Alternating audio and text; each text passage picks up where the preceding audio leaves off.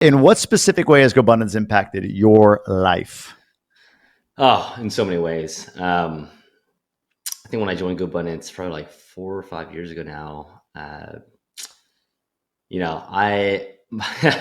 I'll say this now as it's 5 years later, but like, yeah, I was probably fidgeting the teetering the qualifications, we'll call it, right? Like really Sure. close. I Me think I too. was 1 million, but like let's say, I moved up some appreciation or whatever, right, to get it to where I need to be a millionaire. But from my experience, a lot of it has been just like the people. It's been the network, right? I've met so many people that have made me think bigger, have made me feel more confident that like some of these bigger things, if you're trying to do it yourself, you'd be too scared to, right? You're like, that's not possible. But then you see people doing it, and you're like, oh, you know what? But that guy could do it. I could do it, right? And it's almost like that blanket, if you would, of like, all right, I'm gonna try to do a venture, right? And I know I can reach out to the network and say, hey, has anyone done X, Y, Z? Has anyone opened a plumbing company, right? And there'll be 8 guys with feedback of like, don't do it, or I did it, right? And this is what you need to do, or you got to scale to this point to make it worth it. So it's definitely changed the way I've thought about things. And I remember, I guess the biggest impact, like that is quantifiable, is that it really made me unvalue my W-2, which a lot of people, and you realize this too. Like, I remember two big moments in my life. I did the first Goods in the Woods with Tim, and Mm. I was talking to him about like just quitting my job, sell my W-2 at that point. And I was so scared about external validation. Like, what would other people think? What do my parents think? What do my friends think? They think I'm stupid because I had this really comfy, high-paying tech job, right? Yep.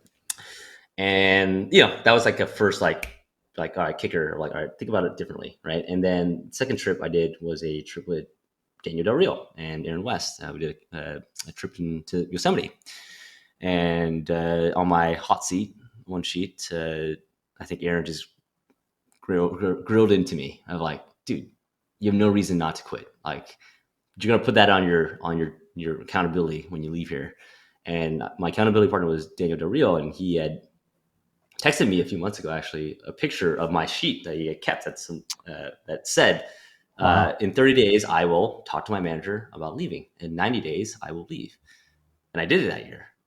Right. And it was just such a cool reminder of like seeing that piece of paper of my really bad handwriting, like that actually came to fruition because of this. Right. And that was one of the best decisions I've ever made, but I don't think I ever would have made it without Gobundance.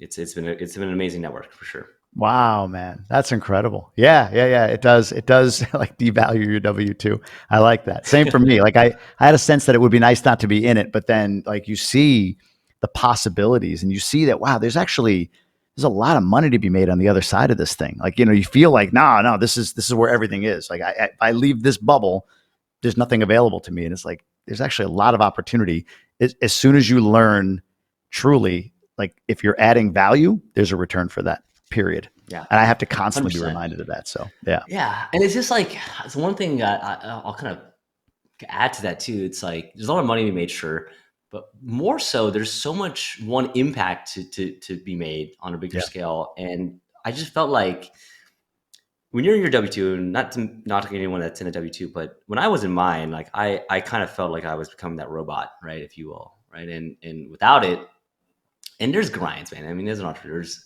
like days that you're on top of the world. There's days that you don't, you can't do anything, right? And but like the loneliness that I had was like you just become such a the person that you want to be in your life, in your eulogy, in your tombstone, like how you remember. Like you really focus a lot on that more than Mhm.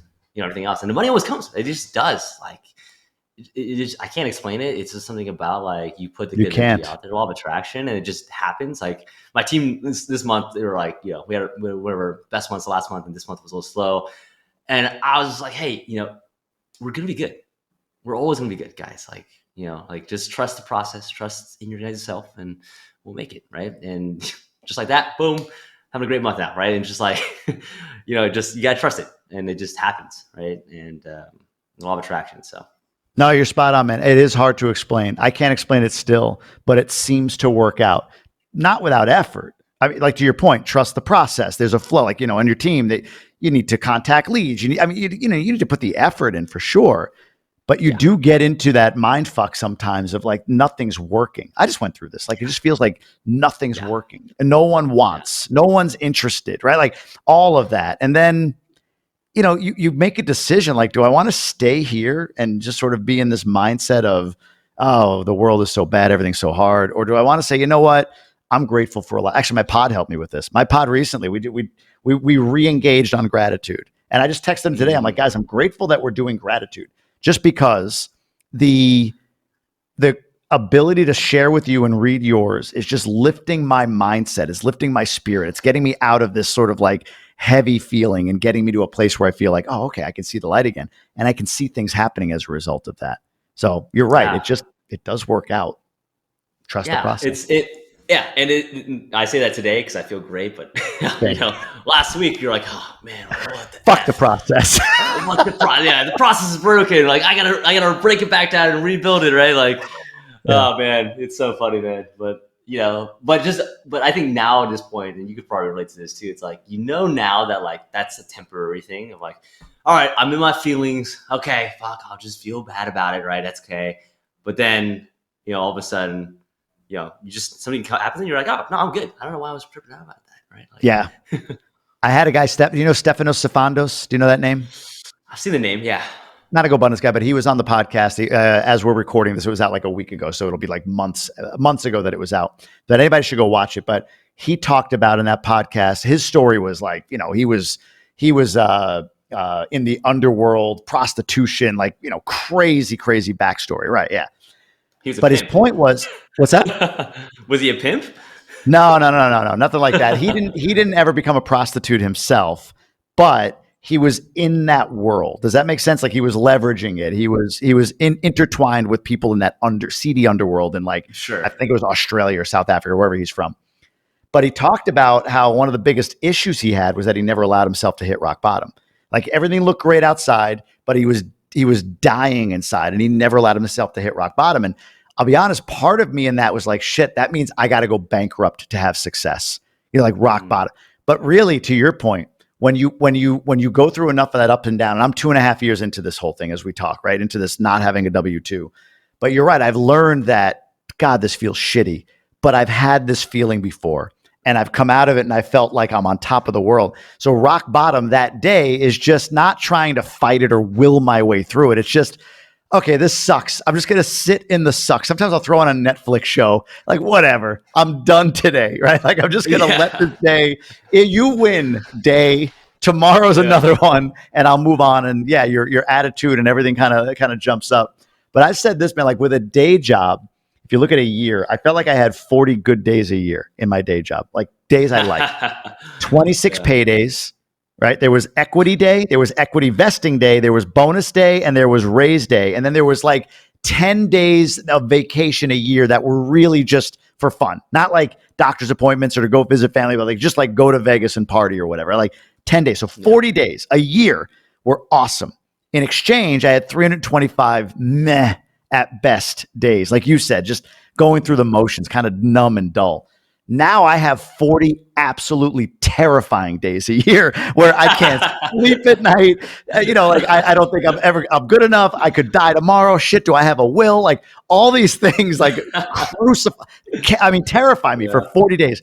But the other 325, and I might be a little off on that, but you get my point. Like I'm fulfilled at a minimum. My minimum is like, I feel great doing what I'm doing till like I could do anything. Like I'm unstoppable on the top end. I never had unstoppable days in my day job. Never. So there is a trade in that it sounds like it resonates with you. You get that, but that's been my experience. I think a lot of people can resonate that, but if they want to admit it or not. But yeah, 100%. Man. The day, I think someone had said this on a quote on a book or something like that. But it's like the darkest days are darker as entrepreneurs. Yes. But the higher days are way higher, and they're way more prevalent than in a W-2. You're going to do coke, do the best shit, right? Like if you're going to do cocaine, do the best have shit. The highs. Have the highs and lows of lows, baby. Let's roll, baby.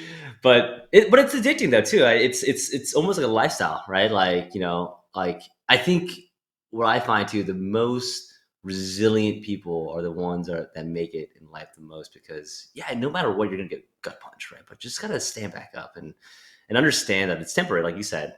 I still, like, I have not met someone yet, and if you know someone or a way to do this, but I'm still not met someone where they get that low day. Like if there's a way to snap out of it right away, like I've never met someone that is able to do that like that fast, but like a day, sure, right? Like, Sure. but yeah, I think if there's any like tools or breathing habits or whatever. Thanks for tuning in. If you want to hear this entire episode, the audio links are down below. But if you want to see another episode that we think you would enjoy on this channel, click right here.